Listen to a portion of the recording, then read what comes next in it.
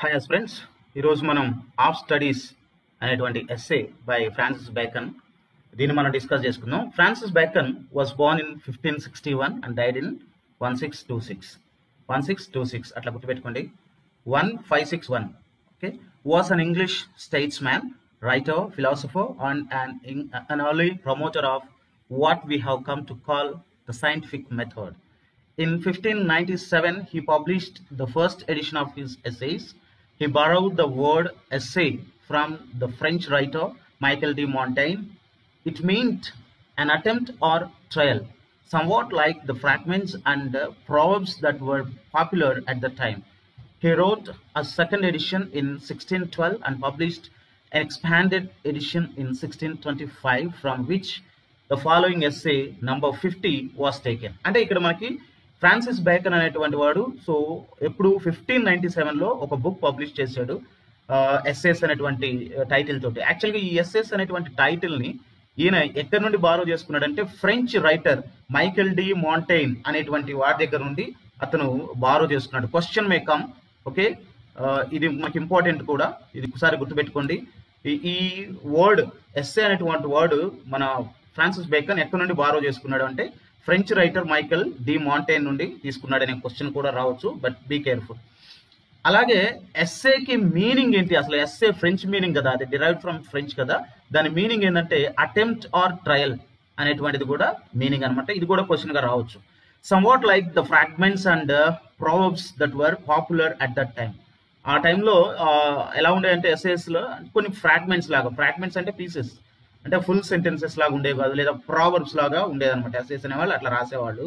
Okay, అతను దీని నుండి తీసుకున్నాడు అనమాట, అక్కడ నుండి ఇతను తీసుకున్నాడు Francis Bacon.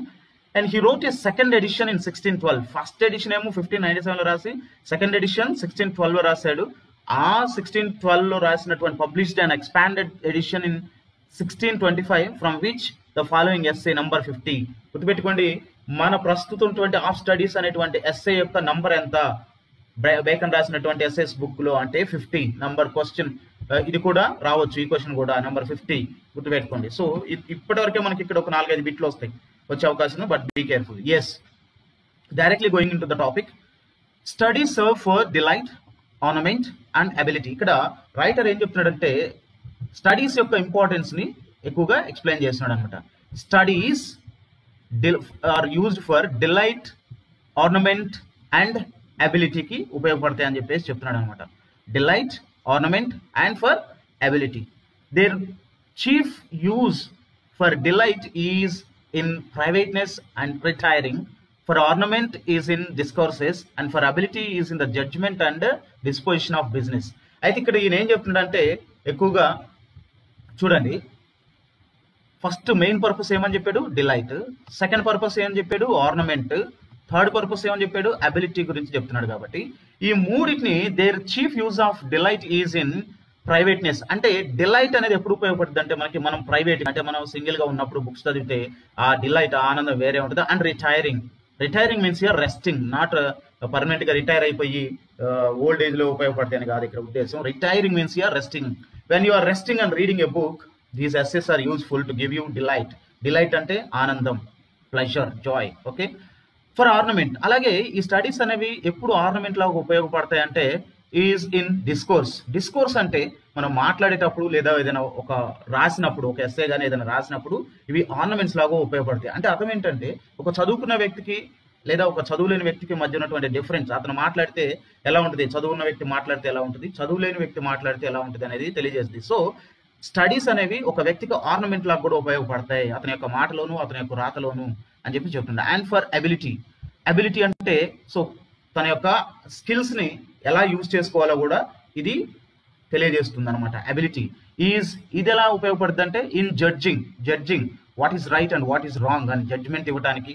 And disposition of business, అంటే ఏదైనా ఒక బిజినెస్ ని పర్ఫెక్ట్ గా డీల్ చేయడానికి. అంటే ఇక్కడ బిజినెస్ అంటే only business, commercial, financial business అని మాత్రమే కాదు, ఒక హోమ్ అఫైర్స్, మన ఇంట్లో మ్యాటర్స్ మనం ఎలా డీల్ చేసుకోవాలి, ఎవరికి ఏ పని అప్పచెప్పాలి, ఎలా దానికి కమాండ్స్ ఇవ్వాలి అని తెలియజేసేది కూడా అబిలిటీ. అంటే ఇవన్నీ దేని ద్వారా వస్తాయి అంటే చదువు ద్వారా, స్టడీస్ ద్వారా వస్తాయి అని చెప్పేసి చెప్తున్నాడు అనమాట. స్టడీ అంటే ఇక్కడ స్కూల్కి వెళ్ళి చదువుకోవటం కాదు దాని ఉద్దేశం, పర్ఫెక్ట్ బుక్స్ చదవటం అని అర్థం. For expert one can execute and perhaps judge or judge of particulars one by one, but the general counsels and the plots and marshalling of affairs come best from those that are learned. అయితే expert men execute చేయొచ్చు కొన్ని పనులు, లేదా perhaps judge of particulars కొన్నిసార్లు కొన్ని particular విషయాలు judge చేయొచ్చు. అయితే జనరల్ కౌన్సిల్స్ అంటే లీగల్ ఇష్యూస్ గురించి డీల్ చేస్తూ ఉండొచ్చు, లేదా ప్లాట్స్ అంటే ప్లాన్స్ ని ఎగ్జిక్యూట్ చేస్తూ ఉండొచ్చు, మార్షలింగ్ ఆఫ్ అఫైర్స్ అంటే మనం చేయాల్సినటువంటి పనులు అన్నింటినీ కూడా పర్ఫెక్ట్ గా చేస్తూ ఉండొచ్చు. కానీ ఇవన్నీ ఎక్కడి నుండి వస్తాయి అంటే మనకి from those are learned, these come from the learned, అంటే చదువుకున్న వ్యక్తి నుండి, బాగా చదివినటువంటి వ్యక్తి దగ్గర నుండి ఇవన్నీ మనకి తెలుస్తాయి బాగా అని చెప్పి చెప్తున్నాడు. టు స్పెండ్ టూ మచ్, అయితే ఇక్కడ ఇప్పటి వరకు అడ్వాంటేజెస్ చెప్పినటువంటి ఫ్రాన్సిస్ బేకన్ ఇక్కడ దీని డిసడ్వాంటేజెస్ కూడా చెప్తున్నాడు. To spend too much time in studies is sloth. Sloth అంటే ఇట్ మేక్స్ అస్ లేజీ. ఇదేమంటాడంటే to spend too much time in studies is sloth అంటే లేజీ, అంటే టూ మచ్ గా చదువుతూ కూర్చుంటే కూడా లేజీగా తయారవుతాం. To use them too much for ornament, అయితే ఇంకా ఆర్నమెంట్ లాగా ఉపయోగపడతాయి కదా అని చెప్పేసి నువ్వు ప్రతిసారి వాటిని ఇక చిన్నోడి దగ్గర పెద్దోడి దగ్గర నీ తెలివిని ఉపయోగించావు అనుకో, అది అంత మంచిది కాదు. ఈజ్ అఫెక్టేషన్ దట్ అఫెక్ట్స్ యూ, అంటే నీ చదువు ఎక్కడుండాలా అంటే ఎవరి దగ్గర ప్రదర్శించాలంటే వాళ్ళ దగ్గర ప్రదర్శించాలి. ఒక తెలియనోడి దగ్గర పిచ్చుకుపై బ్రహ్మాస్త్రం అంటాను చూసావా, ఒక తెలివి లేనోడి దగ్గర లేదా ఒక చదువు లేనోడి దగ్గర పోయి నీ తెలివినంతా ప్రదర్శిస్తాను, నీ చదువునంతా ప్రదర్శిస్తానంటే అది నీ క్యారెక్టర్ని అఫెక్ట్ చేస్తుంది అని చెప్తాను. To make judgment only by their rules, ఇంకో విషయం ఏంటంటే ఓన్లీ బై దర్ రూల్స్, అంటే నువ్వు ఏదైతే పుస్తకంలో చదివావో ఆ పుస్తకంలో చదువుకున్నటువంటి రూల్స్ ను బేస్ చేసుకుని మాత్రమే నువ్వు ఒక జడ్జ్మెంట్ ఇచ్చావనుకో, it is the humour of a scholar, అది కామెడీ అయిపోద్ది అనమాట, అంటే కామెడీ. ఓకే, సో అలా ఉండకూడదు. కంప్లీట్ గా నువ్వు బుక్స్ లో చదివిన దాన్ని బేస్ చేసుకుని మాత్రమే రూల్స్ ఫ్రేమ్ చేసుకుంటా, దాన్ని బేస్ చేసుకుని మాత్రం అంటే కొన్నిసార్లు అది ఉపయోగపడదు. సో ఆయన ఏమంటాడంటే the perfect nature, they perfect nature and are perfected by experience. అయితే చదువు అనేది మనిషి యొక్క నేచర్ ని పర్ఫెక్ట్ చేయొచ్చు, కానీ ఆ పర్ఫెక్షన్ కూడా ఇంకా ఎప్పుడు వస్తుందంటే ఎక్స్పీరియన్స్ ను బేస్ చేసి, కేవలం చదువును బేస్ చేసుకుని మాత్రమే పర్ఫెక్షన్ రాదు. They perfect nature and are perfected by experience, అంటే మన యొక్క నేచర్ ని చదువు అనేది పర్ఫెక్ట్ చేస్తే ఇంకా మోర్ పర్ఫెక్షన్ ఎక్కడ లీడ్ చేస్తుందంటే మన యొక్క ఎక్స్పీరియన్స్ కూడా. అంటే mere knowledge of bookish knowledge అంటాం కదా, ఈజ్ ఫూలిష్. కాబట్టి బుక్ నాలెడ్జ్ ఉండాలి, at the same time experience కూడా ఉండాలి. అంటే అనుభవాలు, ఎక్స్పీరియన్స్ అంటే మనం సొసైటీల్లో ఎలా బిహేవ్ చేయాలి, ఎలా ఏం చేయాలి అనేది కూడా తెలియదు. For natural abilities are like natural plants, మనలో ఉన్నటువంటి న్యాచురల్ అబిలిటీస్ అనేవి దేంతో సమానం అంటే న్యాచురల్ ప్లాంట్స్ తో సమానం. ఇక్కడ క్వశ్చన్ అడగొచ్చు, గుర్తుపెట్టుకోండి. సో మన యొక్క న్యాచురల్ అబిలిటీస్ ని ఫ్రాన్సిస్ బేకన్ దేంతో పోల్చాడు అంటే న్యాచురల్ ప్లాంట్స్ తో పోల్చాడు. ఎందుకు వీటిని న్యాచురల్ ప్లాంట్స్ తో పోల్చాడు అంటే దట్ నీడ్ ప్రూనింగ్. ప్రూనింగ్ అంటే కటింగ్. ప్లాంట్స్ కి ఎప్పుడు కూడా కటింగ్ అవసరం, అంటే కింద కొమ్మలని కట్ చేసుకుంటేనే అది ఏపుగా సజావుగా పెరుగుతూ వెళ్తానమాట. అలాగే ఇక్కడ కూడా మనకున్నటువంటి ఇన్నేట్ అబిలిటీస్ ని డెవలప్ అవ్వాలంటే ఎక్స్పీరియన్సెస్ కావాలి. By study and studies themselves do give forth directions too much at large except they are bounded. ఇక్కడ బి అంటే mostly are be form use చేయాలన్నమాట. నేను అందుకే డైరెక్ట్ గా యూజ్ చేస్తున్నట్టు, ఇది ఓల్డ్ ఇంగ్లీష్ కాబట్టి నేను డైరెక్ట్ గా మన నార్మల్ ఇంగ్లీష్ లో యూజ్ చేసాం. Except they are bounded in by experience. Yes, ఏమంటాడంటే studies themselves do give forth direction too much at large. Okay, చాలా వరకు స్టడీస్ అనేవి మనకి డైరెక్షన్స్ ఇస్తాయి, ముందుకు తీసుకెళ్తాయి, కానీ except they are bounded in by experience. అయితే అవన్నీ కూడా మన యొక్క స్టడీస్ ఎప్పుడు కూడా ఎక్స్పీరియన్స్ ను బౌండ్ అయి ఉండాలి, అప్పుడు మాత్రమే పర్ఫెక్షన్ అనేది వస్తుంది అంటారు. అయితే Crafty men condemn studies. Crafty అంటే ఏదో ఒక హ్యాండ్ స్కిల్ ఉన్నటువంటి వ్యక్తి. ఆ స్టడీస్ ఎందుకులే అంటాడు, ఎందుకంటే వాడికి ఒక స్కిల్ ఉంది, హ్యాండ్ వాడి చేతిలో ఒక వర్క్ ఉంది కాబట్టి ఎందుకులే స్టడీస్ నేను సంపాదించట్లేదా అంటాడు. కానీ అలా కాదు. Simple men admire them. అయితే సింపుల్ మెన్ కూడా కొన్నిసార్లు అడ్మైర్ చేస్తాడు. ఓకే, సింపుల్ మెన్ కి స్టడీస్ అంటే ఇష్టమే, but wise men use them. Wise men మాత్రమే తన స్టడీస్ ని యూజ్ చేసుకుంటూ ఉంటాడు. For they teach not their own use but that is a wisdom without them and above them one by observation. అయితే ఏమంటున్నాడంటే ఇక్కడ పక్కాగా మనం ఆ స్టడీస్ ని యూజ్ చేసుకోవాలి. అయితే కంప్లీట్ గా స్టడీస్ తో పాటుగా మనం ఏం చేయాలంటే మనలో ఉన్నటువంటి విజ్డమ్ ను కూడా యూజ్ చేసుకోవాలి. ఈ విజ్డమ్ అనేది ఎప్పుడు వస్తుందంటే వన్ బై అబ్జర్వేషన్. ఎప్పుడైనా సరే observation, 1 by observation. So careful observe, study చేయటం మాత్రమే కాకుండా ఆ స్టడీ చేసిన దాన్ని అబ్జర్వేషన్లో పెట్టి, అంటే అబ్జర్వేషన్లో పెట్టడం అంటే మన యొక్క జనరల్ నాలెడ్జ్ని బయటకు వెళ్ళి సొసైటీలో ఎవరు ఏ విధంగా బిహేవ్ చేస్తున్నారని తెలుసుకోవటాన్నే ఇది అబ్జర్వేషన్ అంటాం అనమాట. అంటే మన యొక్క చదువు మియర్గా పనికిరాదు, దానికి అబ్జర్వేషన్ ఎక్స్పీరియన్స్ తోడవ్వాలి అని చెప్పేసి మన ఫ్రాన్సిస్ బేకర్ చెప్తున్నాడు అనమాట.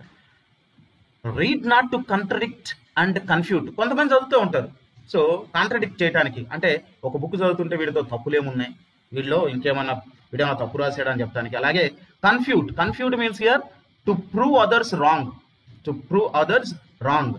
సో వీడు తప్పు అని చెప్పి చదవటానికి, ప్రూవ్ చేయడానికి కొంతమంది చదువుతూ ఉంటారు. కాదు, అలా కాదు. ఎప్పుడు కూడా నువ్వు ఎలా చదవాలంటే నాకు నాలెడ్జ్ రావాలి, నేను తెలుసుకోవాలి అనేది చదవాలి. కానీ do not study to contradict or confute, nor to believe and take for granted.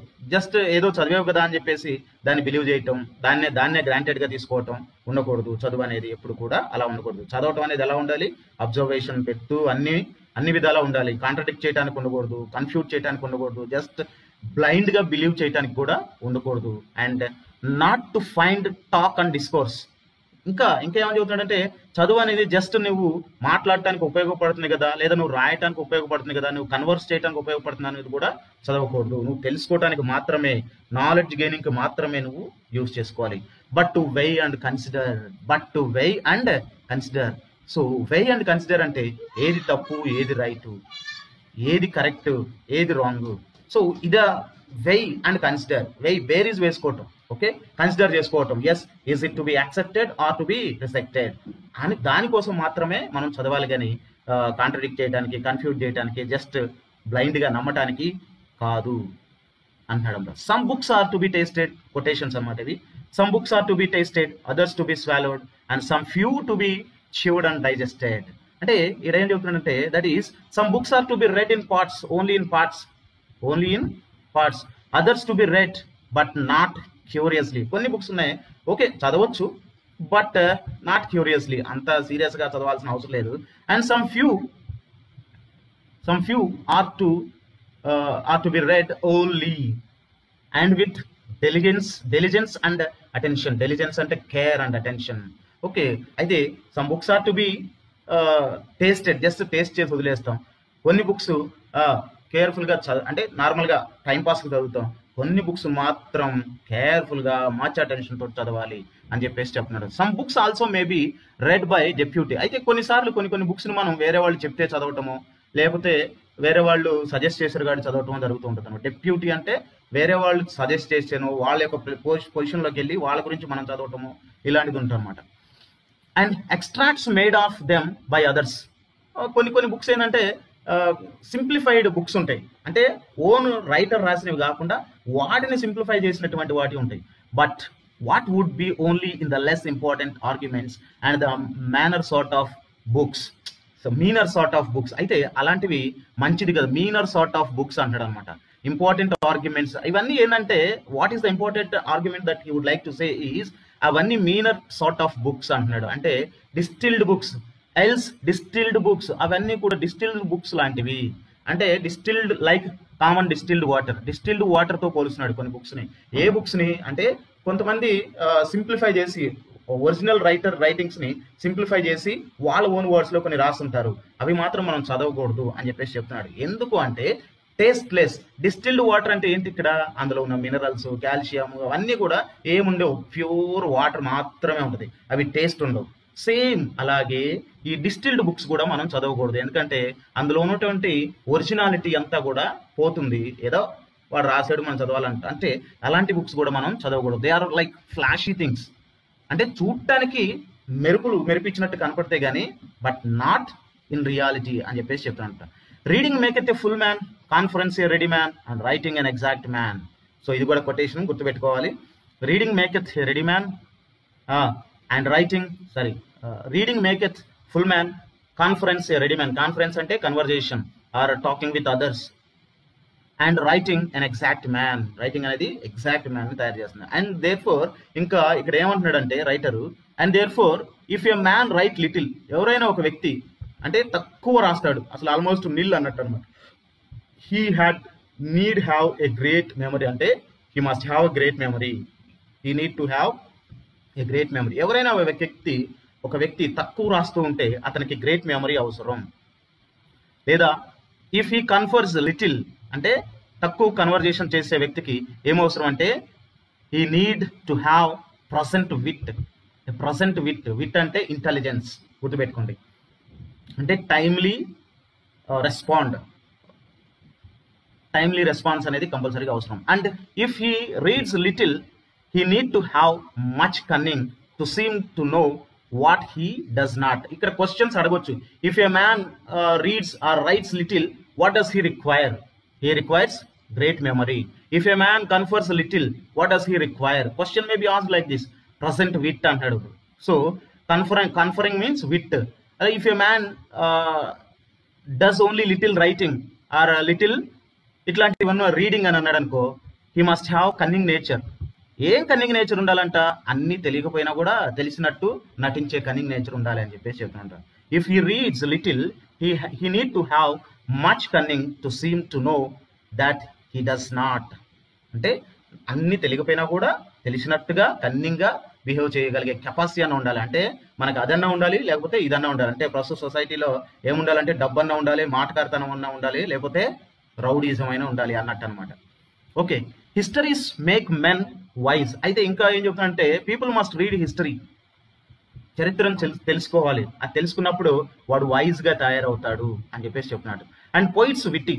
Poets అంటే తెలివైన వాళ్ళు. అంటే పోయిట్స్ గురించి వాళ్ళ గురించి మనం తెలుసుకుంటే ఏమైందంట, విట్టిగా తయారవుతాం. అంటే నాలెడ్జ్ అనేది, ఇంటెలిజెన్స్ అనేది ఇంప్రూవ్ అవుతుంది. అలాగే మ్యాథమెటిక్స్ చదివితే ఏమైందంటే సర్టిల్ అంటే క్లవర్. మనం క్లవర్ పీపుల్ లాగా అవుతామంట. లాజికల్ స్కిల్స్ డెవలప్ అవుతాయి కాబట్టి క్లవర్ అవుతామని చెప్తున్నారు. అండ్ న్యాచురల్ ఫిలాసఫీ అంటే సైన్స్ గురించి చదివితే డీప్ ఇన్ నేచర్, అంటే మనం డీప్ అండర్స్టాండింగ్ ఉంటుంది మనకి అన్నాడు. అలాగే మోరల్ బుక్స్ కనుక మనం చదివితే మనం గ్రేవ్గా ఉంటాం. గ్రేవ్ అంటే కరేజియస్, బ్రేవ్ అని అర్థం ఇక్కడ. ఓకే, తర్వాత logic and rhetoric able to content. అలాగే లాజిక్ బుక్స్ లేదా రెటోరిక్ బుక్స్. రెటోరిక్ అంటే persuasive skills, convincing the people in a simple way. ఒకవేళ మనం అలాంటి బుక్స్ చదివితే they will make us content. ఇవన్నీ క్వశ్చన్సే గుర్తుపెట్టుకోండి. So they will make us content. అంటే ఫర్ ఎగ్జాంపుల్ ఎవరైనా తెలివిగా విట్టిగా ఉండాలంటే ఏ బుక్స్ చదవాలి? పోయిట్స్ని చదవాలి.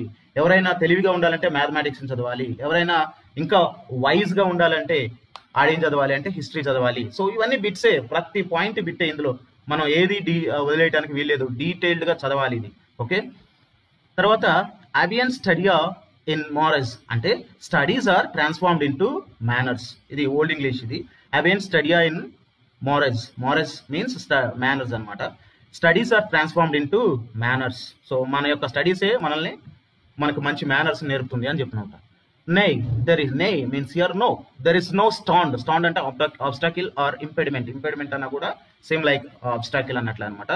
In the wit but may be wrought out by fit studies. అయితే మనం నాలెడ్జ్ గెయిన్ చేసుకోవటంలో ఎలాంటి అబ్స్టాకిల్స్ ఉండవు, కానీ ఆ గెయిన్ చేసుకున్నటువంటి నాలెడ్జ్ అనేది ఎప్పుడు పర్ఫెక్ట్ అవుతుంది. రాట్ అవుట్ అంటే worked out or perfected by fit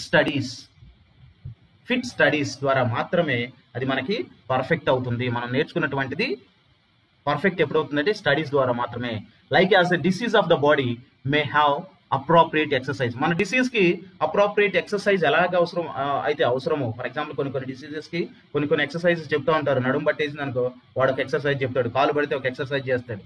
okay, so ఇట్లాగా ఏంటంటే ప్రతి బాడీ డిసీజ్కి ఆర్ మన ఫిజికల్ డిసీజెస్కి ఒక ఎక్సర్సైజ్ ఎలాగైతే ఉంటుందో అలాగే మన యొక్క నాలెడ్జ్ని ఇంప్రూవ్ చేసుకోవడానికి కూడా స్టడీస్ అనేవి ఉంటాయి. అయితే ఇక్కడ కొన్ని ఎక్సర్సైజులు చెప్పాడు. ఏమని? Bowling is good for the stone or gall bladder and reins, that is kidneys. అంటే బౌలింగ్ అంటే ఏంటంటే ఇక్కడ ఇది చూడండి, ఇది బౌలింగ్ అంటే ఇక్కడ మీరు అర్థం చేసుకోవడం కోసం. బౌలింగ్ అంటే మన క్రికెట్లో వేసే బౌలింగ్ కాదు ఇది. సో ఇలాంటిది అనమాట. ఇది ఓల్డెస్ట్ స్పోర్ట్ కాబట్టి అతను ఇది మెన్షన్ చేశాడు అనమాట. ఓకే, అయితే bowling is good for stone అంటే మనం ఆ స్పోర్ట్ ఆడితే ఎలాగంటే మనకి గాల్ బ్లాడర్ అంటే డైజెస్టివ్ సిస్టమ్, అలాగే కిడ్నీస్ ఎంత క్లీన్గా ఉంటాయో, అలాగే shooting for the lungs. And shooting చేయటం అనేది కూడా లంగ్స్కి మన బ్రెస్ట్కి ఎంత పర్ఫెక్షన్ ఇస్తుందో. అలాగే gentle walking for the stomach.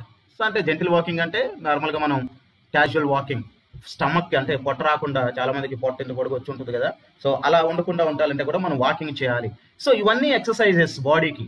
అలాగే riding for the head. Head అంటే ఇక్కడ మనకి నాలెడ్జ్ని ఇండికేట్ చేస్తుంది హెడ్ అనేది ఎప్పుడు కూడా. ఓకే, సో రైడింగ్ చేస్తే నీ యొక్క నాలెడ్జ్ కొంచెం ఇంప్రూవ్ అవుతుంది, బ్రెయిన్ కూడా షార్ప్ అవుతుంది అని అర్థం అనమాట. అండ్ లైక్, సో అలా ఇంకా కొన్ని. So if a man's wit be wandering, ఎవరైనా వ్యక్తి యొక్క విట్ అనేది వాండరింగ్ అంటే స్టెబిలిటీ లేకపోతే, ఆలోచనలో స్టెబిలిటీ లేకపోతే, let him study the mathematics. Question might come like this. So Bacon suggest that if a man's wit is wandering, he should study the following subject: mathematics, physics, chemistry, biology. So option mathematics. So you must be very careful. If a man's wit be wandering, and wandering అంటే నిశ్చలంగా ఉండటం, అంటే నిశ్చల స్థితిలో లేకపోవటం, వాండర్ అవుతూ ఉండటం, ఊరికే అటు ఇటు తిరగటం. ఒక వ్యక్తి యొక్క ఆలోచన ఊరికే తిరుగుతూ ఉంది అనుకో, స్టెబిలిటీ లేదనుకో, he must study mathematics for in demonstration if his wits be called away. Call away means stop. Never so little, he must begin again. If his wit be not apt to distinguish or find differences, let him study the schoolman. అయితే ఎవరిదైనా ఒక వ్యక్తి యొక్క విట్ అనేది డెమాన్స్ట్రేషన్లో, అంటే demonstrate చేసేటప్పుడు ఒక వ్యక్తికి చెప్తున్నాడు, లేకపోతే ఏదైనా అక్కడ ఒక స్పీచ్ ఇస్తున్నాడు, లేకపోతే అట్లా చేస్తున్నప్పుడు his wit is called away, అంటే సడన్ గా మైండ్ బ్లాంక్ అవుతుంది. Okay, and so little he must begin again, మళ్ళీ బిగిన్ చేసుకొని దాన్ని రికలెక్ట్ చేసుకోవాల్సి వస్తుంది. If his wit be apt unable to distinguish, అంటే ఏది రైట్ ఏది రాంగ్ అని డిస్టింగ్విష్ చేసుకోలేకపోతూ ఉంటే గనక he must study the school men అంటే స్కాలర్స్, గుర్తుపెట్టుకోండి. సో మ్యాథమెటిక్స్ చదివే వ్యక్తులకి మైండ్ అనేది స్టెబిలిటీగా ఉంటుందంట. అలాగే స్కాలర్స్ యొక్క వర్క్స్ గురించి తెలిపితే మనకి నాలెడ్జ్ అనేది, మనం ఏదైనా చెప్పేటప్పుడు అనర్గళంగా మాట్లాడగలుగుతాం, మనలో ఆ స్పీచ్ అనేది డెవలప్ అవుతుంది అని చెప్పి చెప్తున్నాడు. ఫర్ దే ఆర్ అంటే ఇక్కడ స్కూల్ మెన్ అంటే స్కాలర్స్ ఆర్ లైక్ సిమినీ సెక్టర్స్ అంటే స్ప్లిట్టర్స్ ఆఫ్ హెయిర్ అంటే ఆశ్చర్యాన్ని కలిగించేటువంటి వ్యక్తులు అన్నట్టు అనమాట. అవునా అని చెప్పేసి మనం, సో నా వెంట్రుకలు నిక్కబొడుచుకున్నాయిరా వాడు చెప్పినప్పుడు అని అంటాం కదా. So that is called స్ప్లిట్టర్స్ of hairs. అంటే వాళ్ళ యొక్క రచనలన్నీ కూడా అలాంటివి ఉంటాయి కాబట్టి స్కాలర్స్ అనే యొక్క రచనలు, వాళ్ళ రచనలు మనం చదవాలి. ఎప్పుడు మన యొక్క ఆలోచన, మన యొక్క డెమాన్స్ట్రేషన్ అనేది పర్ఫెక్ట్గా జరగకపోతే. If he not apt, that means if he is not apt to beat over matters, అంటే come to a conclusion. Beat over అంటే come to a conclusion over the matter, ఏదైనా ఒక మ్యాటర్ని కంక్లూజన్కి రాలేకపోతే. And to call up one thing to prove and illustrate another. So కొన్నిసార్లు ఒకటి చెప్పబోయి ఇంకోటి చెబుతూ ఉంటాం. One thing to prove and illustrate another. So మనం ఒకటి చెప్పబోయి ఇంకోటి చెబుతూ ఉంటే then let him study lawyers కేసెస్ని మనం చదవాలి. ఇప్పుడు 3 పాయింట్లు. అంటే మన యొక్క మైండ్ నిశ్చలంగా ఉంటే, అంటే మూవ్ అవుతూ ఉంటే, వాండర్ అవుతూ ఉంటే, హీ మస్ట్ స్టడీ మ్యాథమెటిక్స్. ఎవరి యొక్క డెమాన్స్ట్రేషన్ అయితే పర్ఫెక్ట్గా ఉండదో, అంటే చెప్పేటప్పుడు ఆగిపోతూ ఉంటుంది, మైండ్ బ్లాంక్ అవుతూ ఉంటుందో, he must study the works of school men because they are the splitters of hair. And next, ఎవరైతే ఒక మ్యాటర్ని కంక్లూడ్ చేయలేకపోతున్నారో, ఒక ఫైనల్ డెసిషన్కి రాలేకపోతున్నారో, లేదా ఒకటి చెప్పబోయి ఇంకొకటి చెప్తూ ఉన్నారో, they must study lawyers cases. So every defect of the mind may have a special receipt. ప్రతి ఒక్క మైండ్ డిఫెక్ట్కి ఒక సొల్యూషన్ అనేది ఉంటుంది. ఇది టోటల్గా మనకున్నటువంటి studies of, that means of studies అనేటువంటి ఎస్సే.